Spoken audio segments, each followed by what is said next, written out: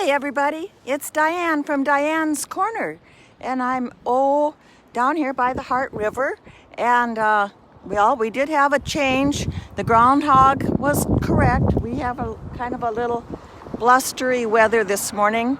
It got down, it's 19 degrees right now, and it's calm in Belfield. It could be windy a little in the country here. So I'm right down here on the corner where Carl Indegaard had his home. I'm going to turn it around so you can see the Carl Indegaard home.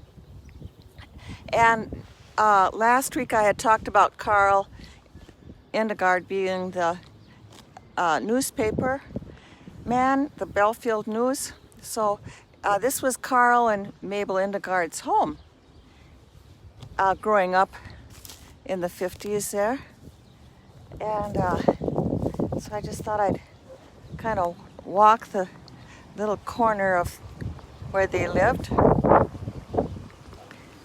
I remember Mable, she had that little dog, and she would take little walks around the block. Looks like they've got some nice little bird feeders. Hi!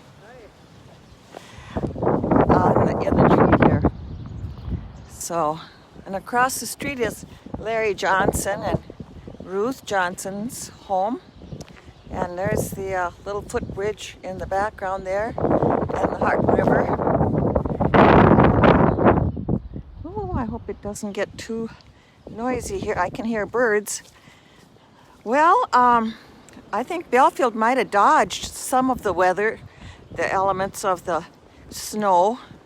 As you can see, maybe I don't know, half inch. It's light and fluffy snow. But it's kind of a treat. We haven't seen it for so long. So here's the back side of Carl Indegaard's house. They've got some new, different sheds and things like that back here. There's the home though. And, this is Clarence and Irene Buckman's house they built. And across the street there is Mike Allenuk's house. And, just kind of a skiff of snow. I'll just give you kind of a little bit more review here. And here's Louis and Gladys Hertz's house that they built and that's the Poole's house. I guess it was a Kreidinger house. And that's where Paula was a good friend. And she would, so we went down to the Heart River behind their house. That's kind of where I was used to playing many years ago. But there were many different ways to get down to the river, that's for sure.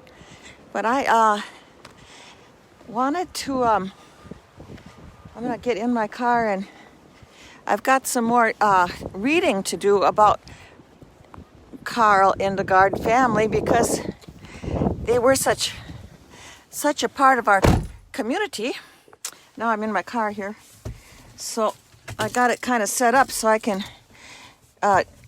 okay, so those that you have seen it before. So this is what I read about the Belfield News and the Badlands settler last week on Main Street.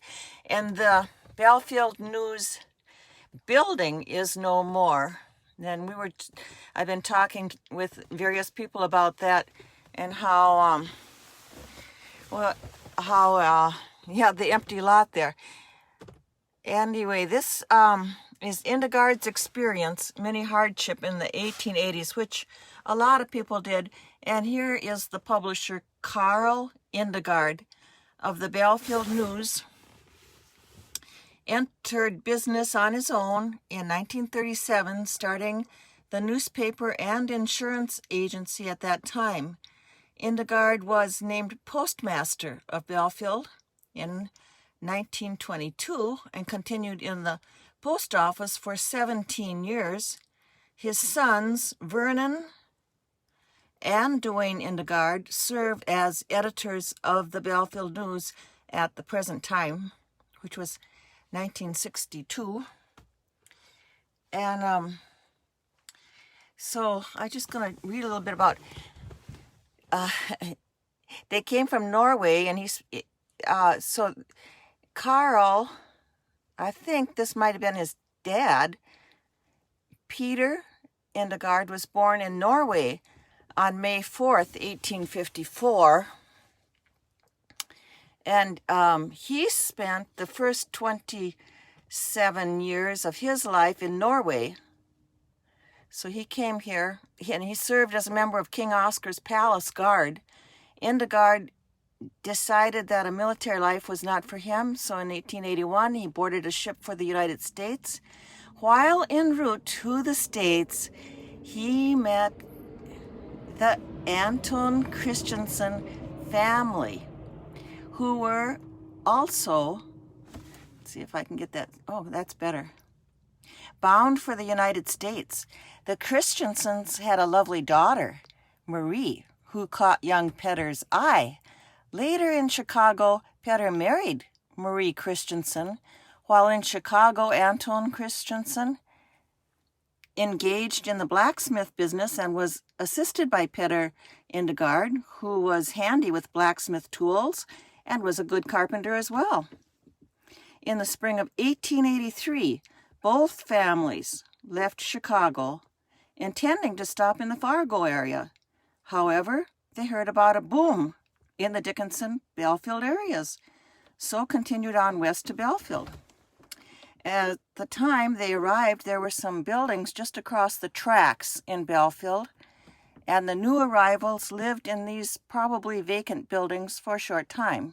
Some of these buildings may have been built about the time that Fort Houston was located there, and may also have been used by railroad crews when the NP, Northern Pacific, came through here in 1880. So Peder Indegaard worked for the railroad most of the time until he proved up his ranch southeast of Belfield, now the Bill Richard place. The Indegaard's first home was a dugout, and a dugout barn was also made for his few livestock. Now that wasn't unusual. Like the Buckmans did the same thing. They have stories of that too, coming from Chicago and making a dugout. There just weren't any trees. There was no wood.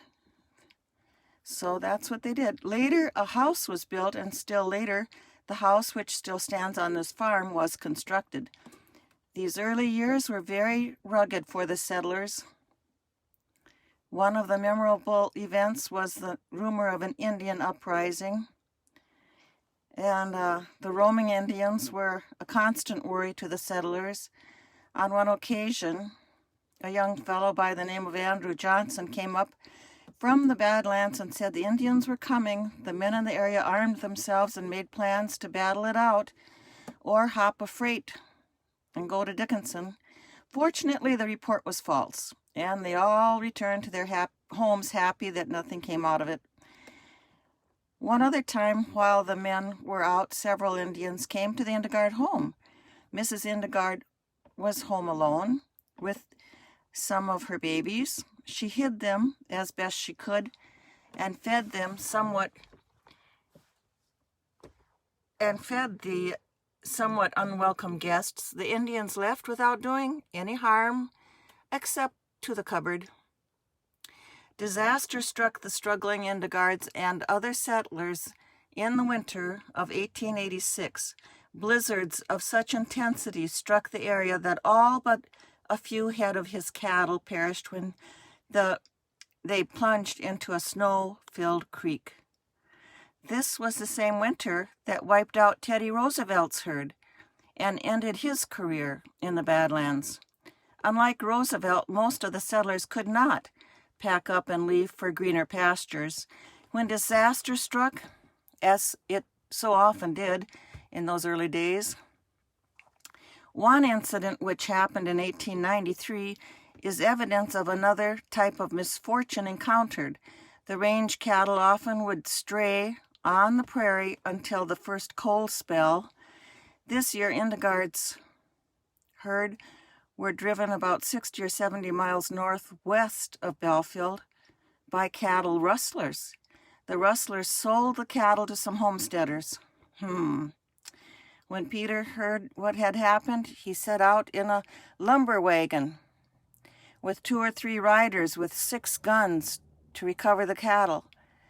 They managed to get most of the cattle back again. The rustler from Texas caught a caboose on a freight trying to get out of the country. The sheriff, who tried to apprehend the rustler, had to shoot him 3 times before he left off trying to get his gun out. One of the many stories about Peder Indegaard is told about his enormous strength. People who worked with him claimed he could lift things that 3 or 4 other men together could not lift. The Indegaards had 9 children, 5 of whom are still living. George, the eldest, was killed in a horse accident at 17 years of age. Dick died in 1918 of the flu. He was married to Ida Lund and was an outstanding cowboy. Alf and his wife live in Spokane. Anton is retired and lives in Belfield. Oscar Indegaard retired recently from his ranch near Sydney, Montana, and now lives in the state of Washington. Carl died in infancy. Emil passed away in 1937. Carl, with a C, lives in Belfield and is publisher of this newspaper. The youngest is the only girl in the family, Ragna Dodie Flamson, and is living in California. Mrs. Marie Indegaard passed away in 1917 of the flu. Mr. Indegaard later remarried to Nicolene Grandal. And Peder Indegaard passed away in 1942 at the age of 88. His widow followed him in 1948. So that is okay, so here's a picture of Anton Indegaard. A longtime grocery store operator in the Grassy Butte and Belfield communities, retired in the 50s. Both Anton and Carl Indegaard are veterans of World War I and are active in Veterans Affairs. Anton for many years served as a junior or Legion baseball manager. I remember that. And coach. Baseball was very popular. In his youth, he was an outstanding area baseball player. Mr. and Mrs. A. Indegaard live in Belfield. So, okay, so way back when, this is Anton Christenson, Belfield's first blacksmith in 1883. So he came from, that's how they met, was on that boat coming to the States. And so here's a picture of Mr. and Mrs. Alf Indegaard. Now here, this is the late, they're talking about, this is B. Peterson, and this is Mrs. Pelzer. The late Kate Pelzer is seen in the photo below with B. Peterson. In the photo taken by Marion J. Piper some years before the death of Mrs. Pelzer, Miss Pelzer, who knew Theodore Roosevelt at the time he came to Medora and the Badlands of North Dakota, would require a book to tell of her life in the 1880s and following years. She was a grandmother to all who knew her, deeply loved and admired. And B. Peterson is the daughter of pioneers, an outstanding writer in her own right, a woman of great energy and talent. And she did a lot of writing on this article about the Indegaard family. So that was publisher Carl Indegaard and his sons Vernon and Duane that took care of this this paper, and I really have to be appreciative of how well they preserved our history and can be thankful for it, because right now we have a paper that comes out once a week on Wednesdays, and let's see. I'm just trying to see. It looks like this. I just got my paper today. And it looks like we're going to get a new Market Press coffee company soon to open in Dickinson. And we also had a sudden death in Stark County, and that would be Arnie Bennick, actually, which was a surprise to everybody. And that's on the front page too. So that is kind of the old-fashioned, this is the old newspaper, and now we get our paper once a week. So gotta stay watching Facebook to find out what's going on in the countryside. So, well, I want to thank you all for joining me today on this lovely day, which didn't get too blustery out. As you can see, it looks pretty calm and peaceful out here right now. So have a good day, everybody. Thanks for joining me.